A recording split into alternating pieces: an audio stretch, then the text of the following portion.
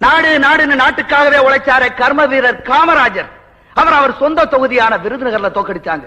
தமிழ் தமிழ்னு தமிழனுக்காகவே வாழ்ந்தாரு பேரறிஞர் அண்ணா அவரை காஞ்சிபுரத்துல தோக்கடிச்சாங்க.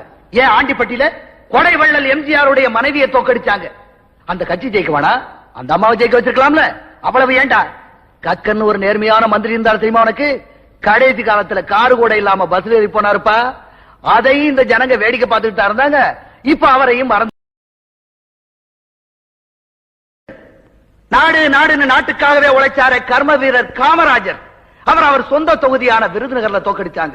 தமிழ் தமிழ்னு தமிழனுக்காகவே வாழ்ந்தாரு பேரறிஞர் அண்ணா அவரை காஞ்சிபுரத்துல தோக்கடிச்சாங்க. ஏன் ஆண்டிப்பட்டியில கொடைவள்ளல் எம்ஜிஆருடைய மனைவியை தோக்கடிச்சாங்க.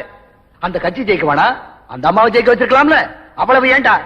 கக்கன்னு ஒரு நேர்மையான மந்திரி இருந்தாலும் தெரியுமா உனக்கு? கடைசி காலத்துல காரு கூட இல்லாம பஸ்ல ஏறி போனாருப்பா. அதையும் இந்த ஜனங்க வேடிக்கை பார்த்துட்டு இருந்தாங்க. இப்ப அவரையும் மறந்து